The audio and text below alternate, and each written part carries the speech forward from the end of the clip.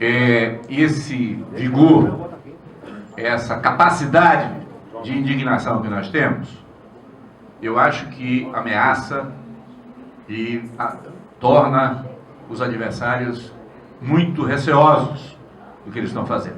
Porém, o que eu queria conversar com vocês, e eu vou tentar ser o mais rápido possível, imagino que vai ter algum debate, nós estamos num momento muito difícil. Eu vou lembrar um pouco, como tem gente aqui de cabelos brancos, certo? Pouca gente, tem pouca gente de cabelo branco aqui. Aliás, eu estava comentando, ontem eu estava no Congresso do PT em Brasília, municipal do PT, abrindo o Congresso Municipal do PT no Brasil. Eu fiquei impressionado, porque devia ter umas 3 pessoas com menos de 30 anos. Todo mundo era acima de 60. Só tinha dinossauro. Mas aqui não, aqui tem gente mais jovem. Bom, gente, vai para o seguinte. Eu queria lembrar um pouco como é que a gente estava em 2000, 2001, 2002. 2000, 2001 e 2002. 2000, 2001 e 2002, nós estávamos numa situação em que a economia não crescia, o emprego não crescia, o Estado brasileiro estava diminuindo, o Estado brasileiro estava sendo diminuído, era um auge da chamada política neoliberal que implicava em reduzir a ação do Estado em relação ao povo. O desenvolvimento brasileiro era focado para melhorar as condições de vida de 60% da população e 40% era excluído, ponto. Do ponto de vista internacional, o que se encaminhava era para um alinhamento cada vez maior com os Estados Unidos, a ALCA dominando, e nós tínhamos, portanto, uma ideia de que o mercado resolveria as questões. E é essa disputa que ocorreu em 2002. O que é que nós propusemos em 2002, resultado de uma política desenvolvida predominantemente pelo PT, mas não só pelo PT, para enfrentar os problemas que nós tínhamos no início dos anos do século XXI. Nós tínhamos uma política que baseava-se essencialmente em dizer o seguinte: olha, nós precisamos crescer distribuindo a renda, nós precisamos crescer melhorando a vida do povo, nós precisamos crescer melhorando as condições de quem ganha menos. Nós, portanto, temos que ter políticas de distribuição, que aumente a renda de quem tem menos, para que esses e essas possam vir a participar da economia. Nós dizíamos também que era necessário ampliar os espaços democráticos de participação direta da população na gestão do Estado. Era preciso aprofundar os conselhos, as conferências, os fóruns, as áreas de observação e de acompanhamento da política pública por parte da sociedade. Nós dizíamos também que nós tínhamos que enfrentar a situação internacional, precisávamos resolver o problema da dívida externa e precisávamos fazer com que a economia retomasse o crescimento. Nós dizemos também o seguinte: isso é uma transição, nós precisamos aumentar o mercado interno, precisamos melhorar a distribuição de vida, da renda, mas, no entanto, é preciso ir mais além. Eu preciso fazer uma reforma urbana importante, transformando as cidades de tal maneira que as cidades possam ser um espaço de convivência melhor para as pessoas. Eu tinha que aprofundar a reforma tributária, de tal maneira que os impostos brasileiros não fossem impostos só em cima dos mais pobres. Eu tinha que fazer uma reforma no sistema educacional, de forma que expandisse o acesso do povo ao sistema educacional. Eu tinha que consolidar e expandir o sistema do SUS, de tal maneira que o atendimento de saúde fosse o mais amplo possível. Isso tudo estava dito por nós na formulação feita pelo PT e pelas forças que elegeram Lula em 2002. Assumimos o governo em 2003. E aí começamos a fazer as ações. O que é que nós fizemos de importante nesse período que eu queria chamar a atenção de vocês, nesses 12 anos? Nós fizemos uma verdadeira revolução no país. Porque nós incluímos mais de 40 milhões de pessoas numa nova situação. Como foi feito isso? Mestre Valdir Pires. Prazer enorme. Sua presença, mestre Valdir Pires.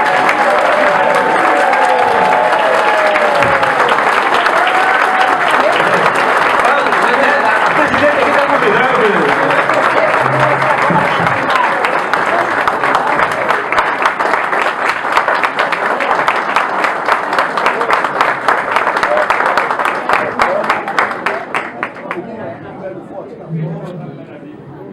Bom, a honra enorme receber o Mestre Valdir aqui nessa.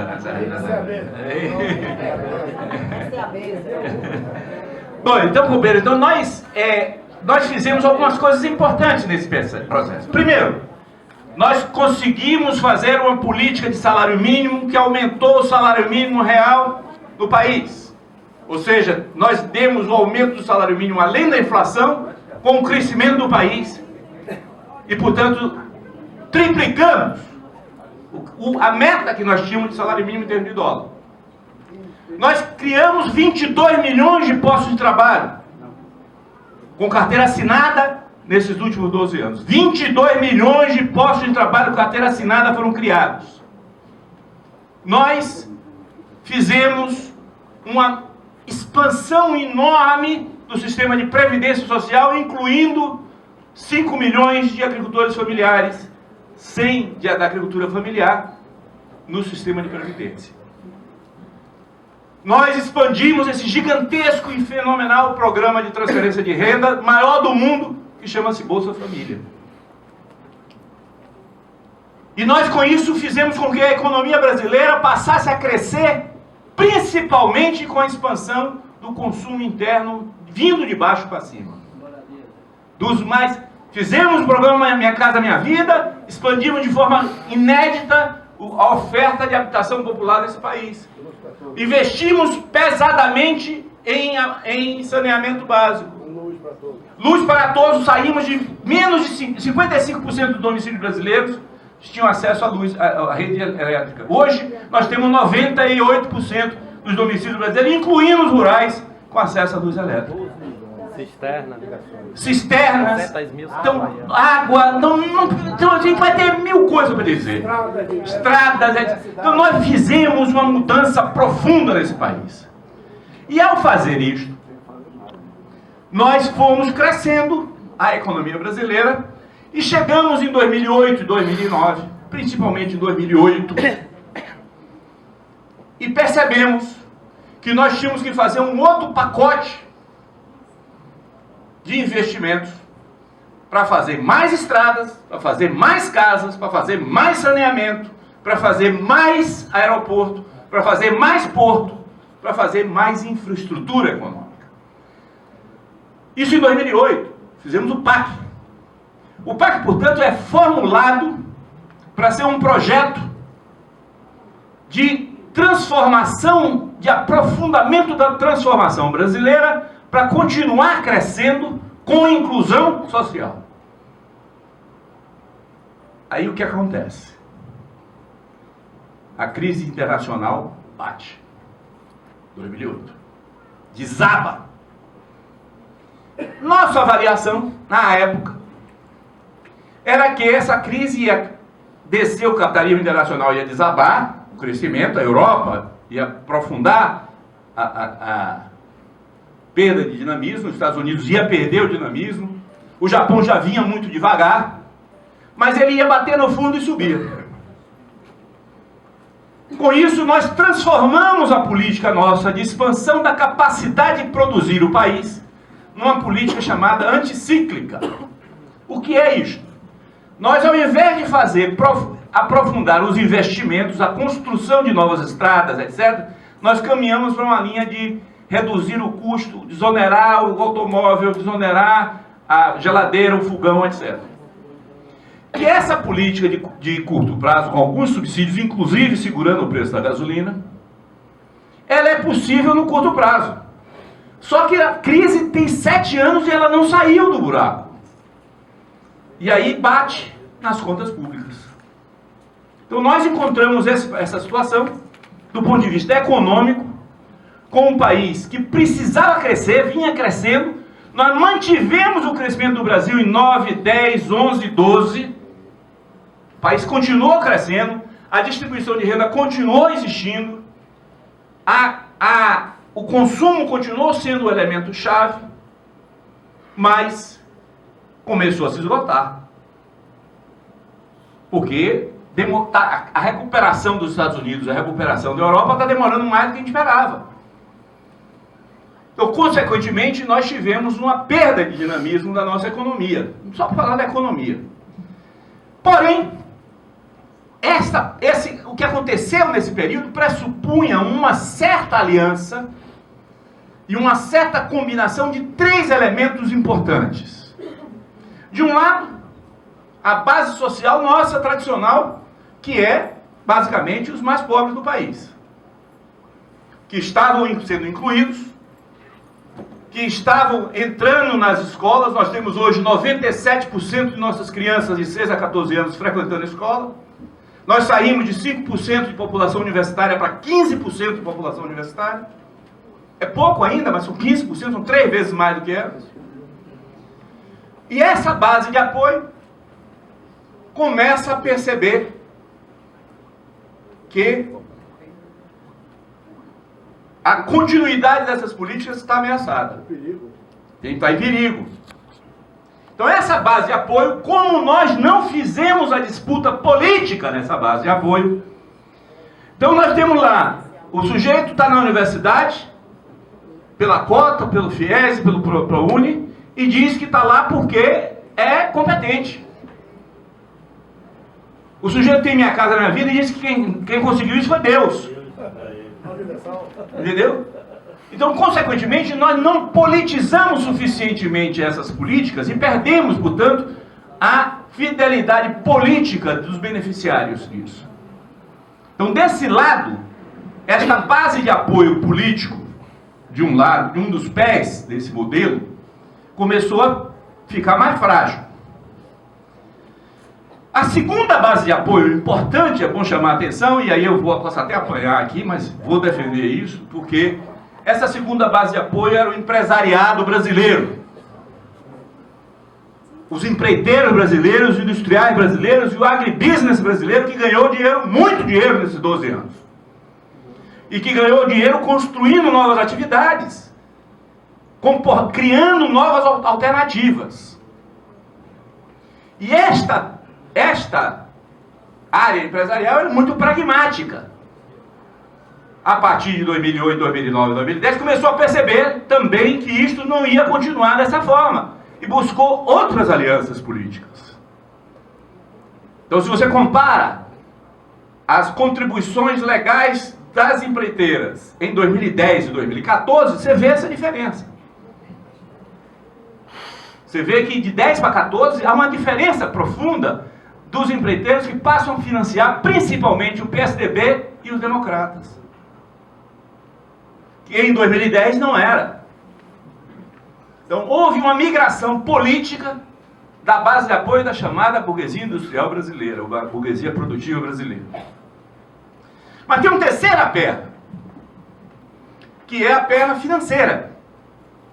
O sistema financeiro brasileiro aproveita-se de um momento internacional com muito dinheiro circulando, e com esse muito dinheiro circulando, traz esse dinheiro para o Brasil, cria 380 bilhões de dólares de reservas dentro do país, a moeda brasileira se aprecia, o real vai para R$ reais por dólar, R$ 1,80 por dólar. A moeda brasileira, portanto, fica muito forte, mata a empresa industrial brasileira que não consegue competir com a internacional, cria dificuldades para o agribusiness que não consegue exportar e não ganha suficientemente, mas que o setor financeiro ganha. Em 2010, 2011, nós tentamos fazer uma redução da taxa de juros. Reduzimos a taxa de juros. Ao reduzir a taxa de juros, esse setor ficou furioso com o governo. Ficou furioso com o governo e deu o troco. E hoje nós temos que aumentar a taxa de juros de novo. Então, consequentemente, esse tripé de aliança do povo emergente com o capital industrial e o capital financeiro se desmontou. E chegamos à eleição de 2014. Na eleição de 2014, a nossa companheira Dilma teve que ter uma guinada à esquerda na eleição. Ou seja, teve que caminhar para defender políticas mais claramente à esquerda. Porque o Aécio caminhou numa política mais à direita. Já que a terceira via, que foi a Marina, perdeu legitimidade. Então essa eleição, que é uma eleição polarizada, que nós ganhamos com 1%, 1,5% de diferença, tá certo? Tem uma característica nova, política, muito importante. Que pela primeira vez, a direita e a oposição não concordam com o resultado da eleição.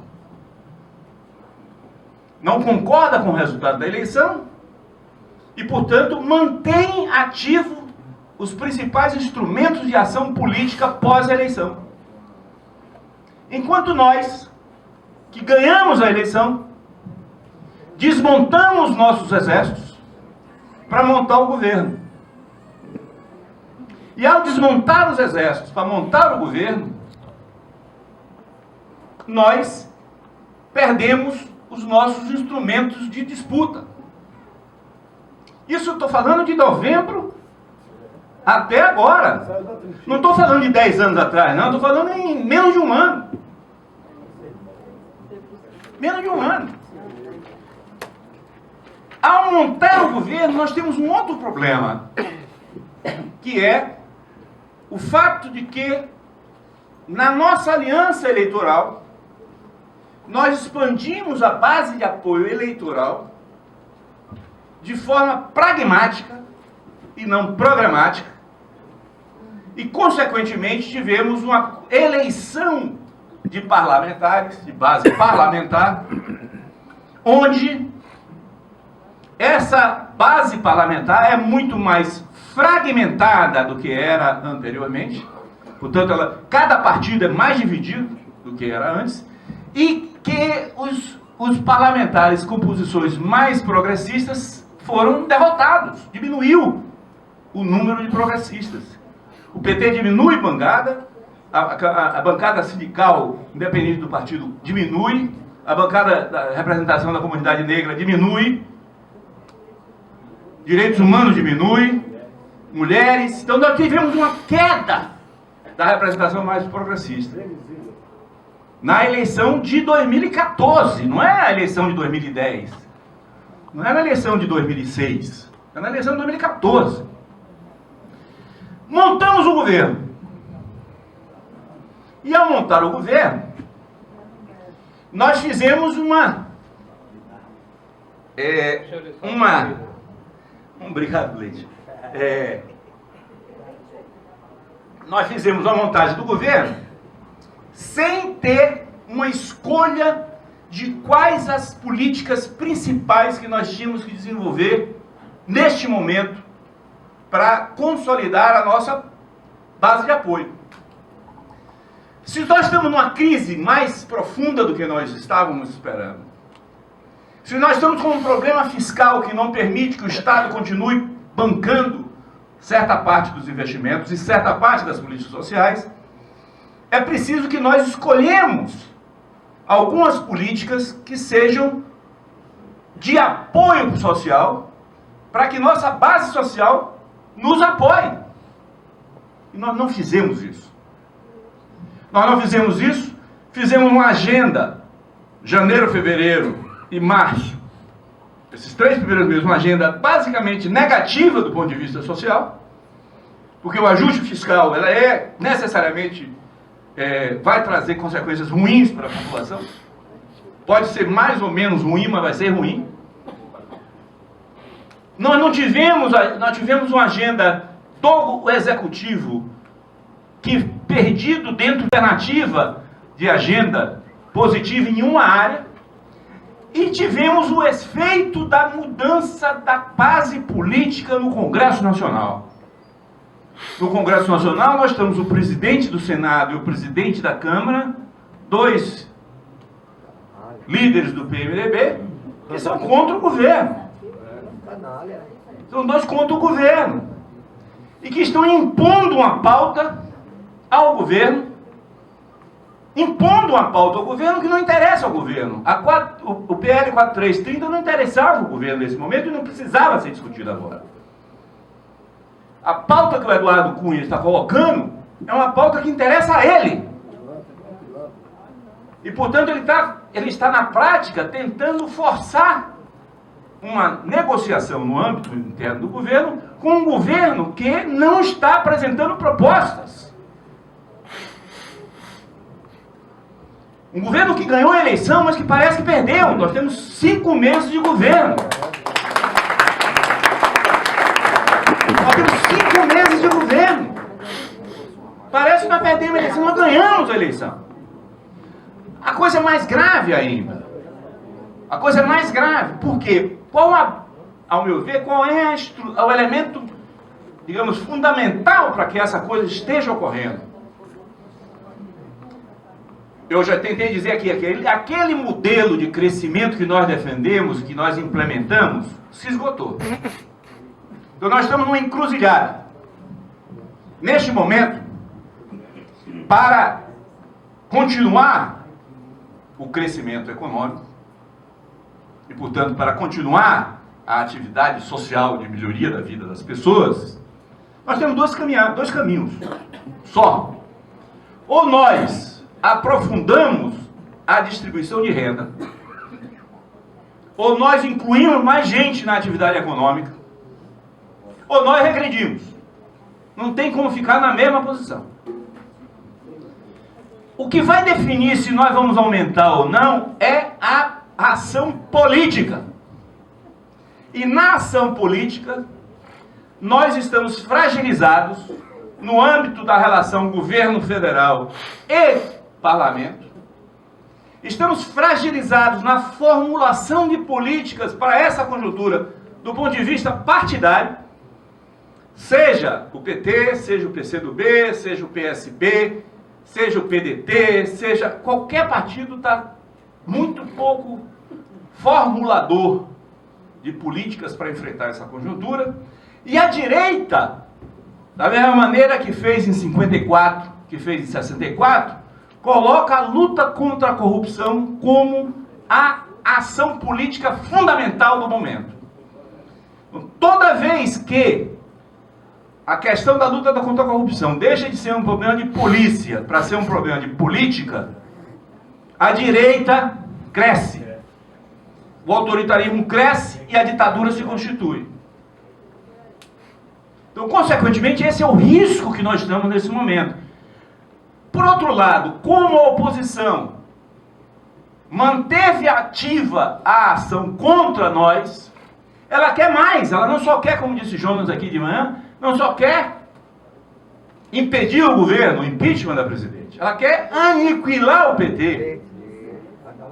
Ela quer nos aniquilar. Porque o caminho fica fácil. Porque fica fácil. Então, consequentemente, a conjuntura nacional, ela é uma conjuntura de que nós precisamos retomar a iniciativa.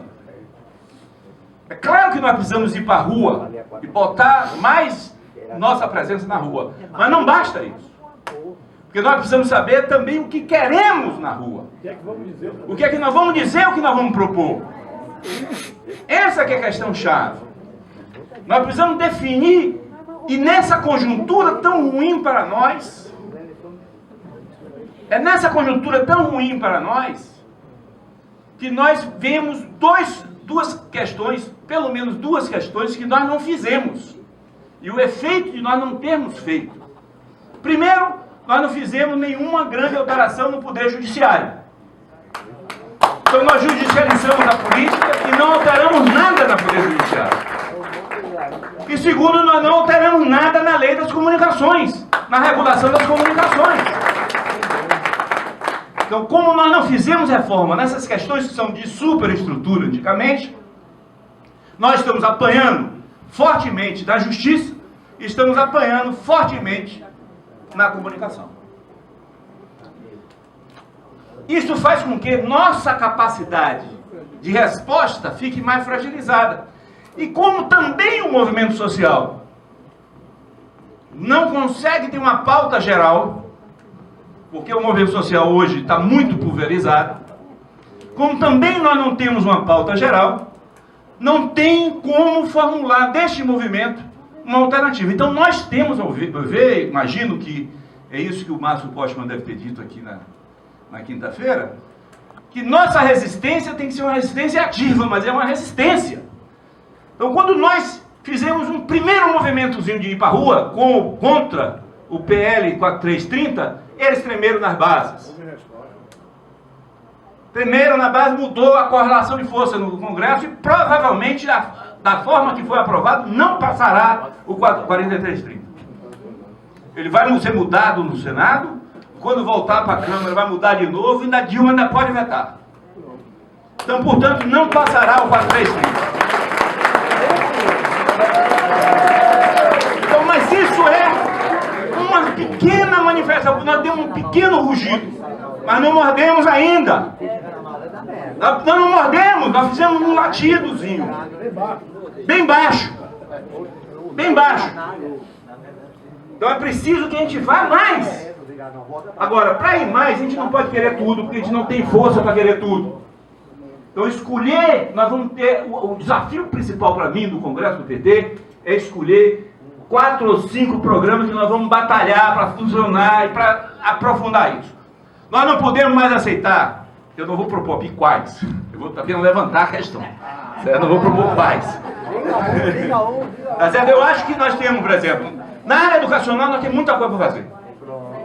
Nós temos muita coisa, nós temos, como eu disse, quase universalização do ensino básico e uma expansão do ensino superior. Todos dois uma porcaria na qualidade e no funcionamento.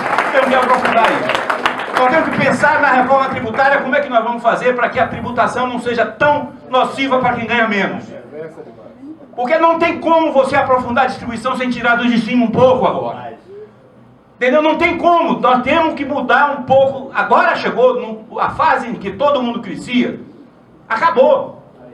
Agora, para ter mais para quem tem menos, tem que tirar de quem tem mais. Não tem jeito. Não tem jeito. Nós temos a questão das grandes fortunas é uma coisa. Mas a grande fortuna é pontual. E a grande fortuna você tributa o patrimônio, que é uma vez. Não é todo ano. Você tem que botar o ICMS, tem que dar um jeito de resolver o problema do ICMS, que é muito ruim para quem ganha menos. Nós temos que viabilizar, tem uma questão séria, que é a questão federativa, a relação entre o governo federal, o governo estadual e o governo municipal. Nós temos que pensar como é que nós vamos fazer com o financiamento de alguns projetos. Não pode ser de todos, porque nós não temos dinheiro para todos. Então nós vamos ter que escolher. Nessa escolha, ao meu ver, vai ficar claro um conceito que a gente tem, nós petistas temos, mas que às vezes a gente esquece. Nós não temos um governo de partido único. Nós temos um governo de coalizão. Então, um governo de coalizão onde predominam partidos do centro-direita no governo. Se o partido não formula política e fica dependendo do que o governo formula, nós vamos ser incapazes de avançar na nossa proposta. Então, mais importante para nós formularmos o que queremos e disputarmos isso dentro do governo. Porque não só tem petista no governo. E não só tem PT, PCdoB no governo. Você tem muito mais para a direita do que para a esquerda no governo. Então não adianta ficar só com o governo. Então o PT tem que formular o que quer. Matematicamente é até proporção. Entendeu? Nós temos que formular o que queremos.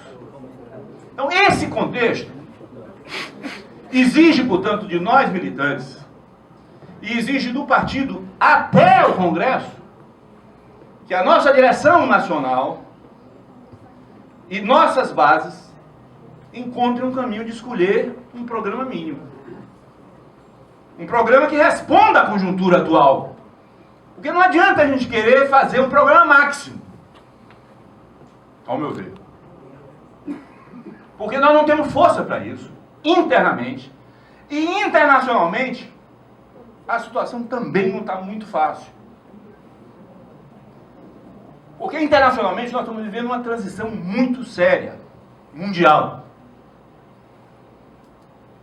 O domínio dos Estados Unidos se baseou em várias coisas. Mas nos últimos 7, 8 anos, pós-crise de 2008, o domínio dos Estados Unidos teve um componente muito importante, que foi petróleo e gás. Os Estados Unidos, até 2008, era um país importador de gás, grande importador de gás, e era um país que importava principalmente petróleo da Venezuela, do México, do Canadá e da Arábia Saudita. Um petróleo que era um petróleo que não era o mais adequado para produzir a gasolina que eles usam, em grande quantidade. De 2008 para cá, essa situação nos Estados Unidos se transformou completamente, como dizem os paulistas, de ponta cabeça. Paulista que diz isso, é uma expressão que eu não consigo entender muito bem o que quer dizer ponta cabeça, mas...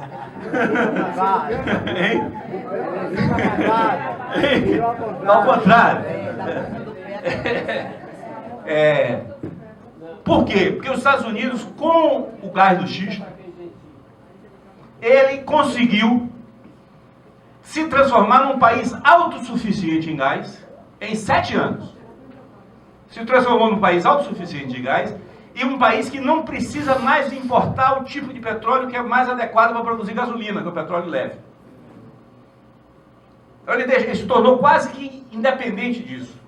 Mas mais do que isso, ele usou isto para fazer um processo que mudou a indústria americana.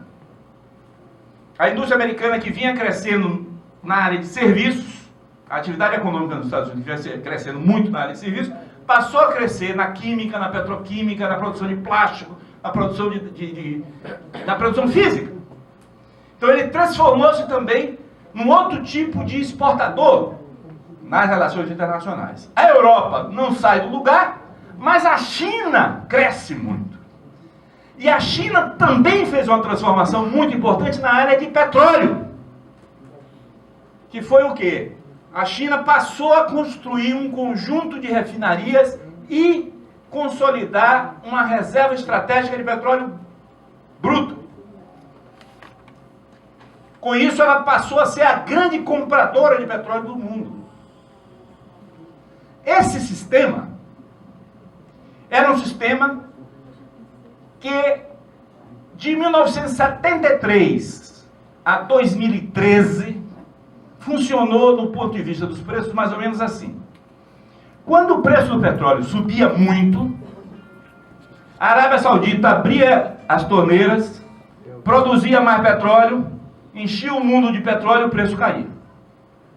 Quando o preço caía muito, a Arábia Saudita fechava as torneiras, produzia menos petróleo, faltava petróleo, o preço subia. Isso funcionou de 73, quando teve a crise do Oriente Médio, até 2013. Em 2013, a OPEP decidiu mudar a política. O que é que a OPEP fez?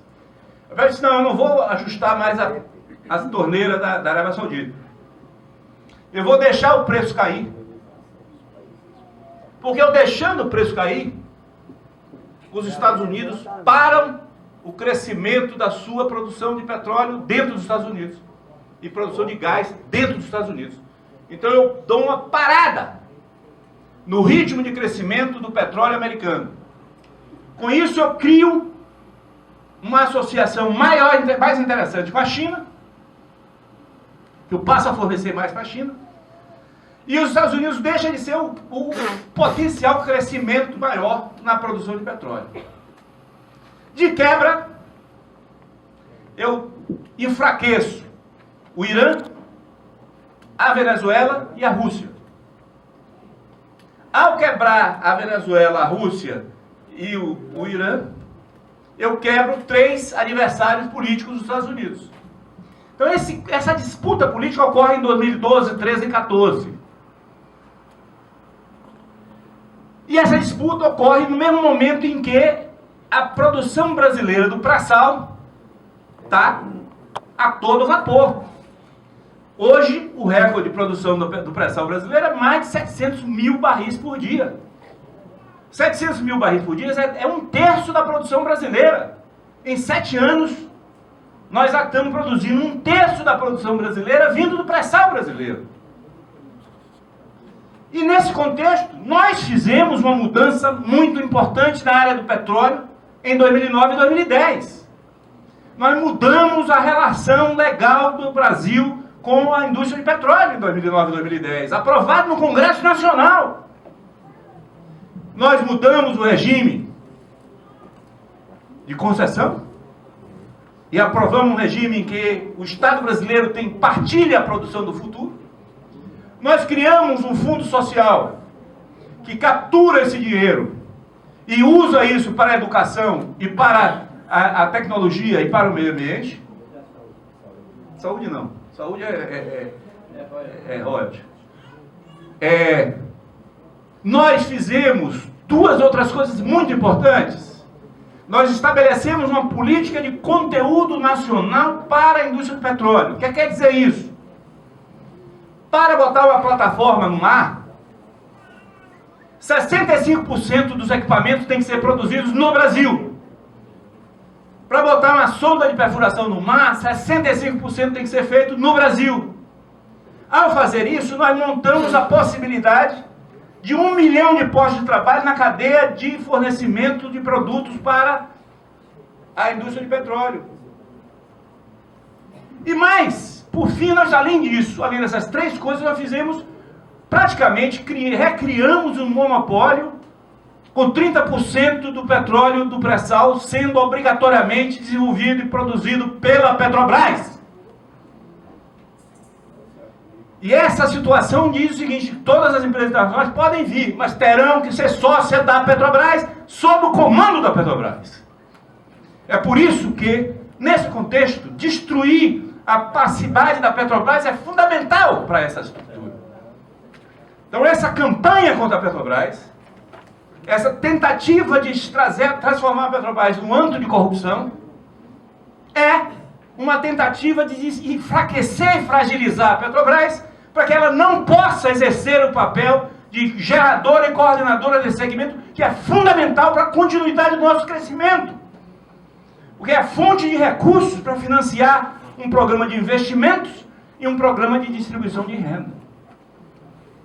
Portanto, é nesse contexto que se tem que pensar a crise que está sendo provocada, exacerbada pela denúncia de 2 funcionários, que chega a ameaçar, ao meu ver, de forma significativa, e o PT, aí, desculpe, Marta, eu criticar o PT, porque nós não estamos nos indignando com certas coisas que são básicas. Por exemplo, o direito do habeas corpus. Está cerceado para empreiteiros. Tudo bem, não importa se ele é criminoso ou não é. Mas ele tem direito ao habeas corpus. O direito de defesa, a presunção da inocência. Tudo isso está sendo detonado. A prisão arbitrária. A prisão como instrumento de pressão, de tortura. O envolvimento de pressão sobre família. Para forçar a delação premiada. Independente do cara ser criminoso ou não, isso é pressupostos fundamentais da democracia e do direito que nós não estamos reagindo.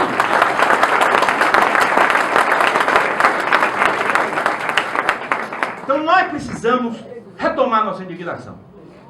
Nós precisamos retomar nossa rebeldia. Nós precisamos reinventar as políticas de distribuição. Esse é o grande desafio. Eu tenho certeza que a militância do partido vai fazer, vai conseguir retomar, e nós vamos retomar de novo a iniciativa para continuar a melhoria das condições de vida do nosso povo, que é o que nós queremos. É o que nós queremos. exclusivamente o diretório municipal, nós temos um problema. Que nós estamos em 2014. 2015. Nós estamos em 2015. Entendeu? Nós estamos em 2015. Mas nós vamos ter eleição em 2016. Nós temos eleição em 2016. A eleição de 2016 é uma eleição municipal. Então a eleição municipal, ela dificilmente vai ter esse conjunto de problemas. Mas esse conjunto de problemas vai afetar a eleição municipal. E vai ter uma situação em que será uma eleição em que as condições financeiras das prefeituras é muito débil. É uma situação que nós vamos enfrentar em 2016. Olha o problema. A grande retomada, a presidenta Dilma está reunida hoje com os ministros em Brasília para fazer um pacote de investimentos. Vai lançar várias licitações provavelmente na semana que vem. De ferrovias, de aeroportos, etc. Qual é a empreiteira brasileira que vai entrar? Com a crise dessa, que a maior estão todas com os dirigentes presos? Como é que nós vamos ter empreiteira para entrar nisso? Como é que nós vamos retomar o investimento se as empresas não... Trazer a empresa estrangeira é possível, mas não é um instantâneo. As empresas não vêm de um dia para o outro.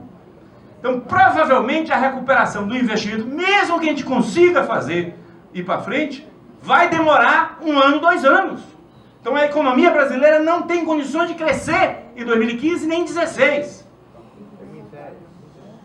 Então, consequentemente, nós vamos ter a eleição de 2016 com a economia recuada. Vamos chegar em 2016, nós temos uma política de salário mínimo. O que é que a nossa política de salário mínimo diz? Eu aumento o salário mínimo pela inflação do ano anterior, mais a média do crescimento do PIB 2 anos antes. Qual é o crescimento de 14? 1. Qual é o crescimento de 15? Provavelmente 0 ou negativo. Então, em 16, qual vai ser o aumento? Só a inflação. Então, imagina a eleição de 2016. A conjuntura que nós vamos enfrentar a eleição de 2016. Se nós não conseguirmos colocar bandeiras na rua para questões que nós possamos fazer com que a população acredite que é possível obter tais questões, nós vamos ser massacrados. Então, mais uma vez, o partido vai ser fundamental na formulação dessas questões. Lembrando do velho Gramsci, o partido é o príncipe moderno. Nós vamos ter que formular propostas para viabilizar a mobilização. Nós podemos até ir para a rua só para ir para a rua. Ou ir para a rua contra alguma coisa. Felizmente, a direita não tem proposta. A direita não tem alternativa para esse momento. Ela só quer nos tirar do governo e nos aniquilar. E nós vamos dizer, vocês não vão nos matar e nós vamos propor coisas para melhorar a situação do povo brasileiro. É isso, companheiro. Deixa eu te dar.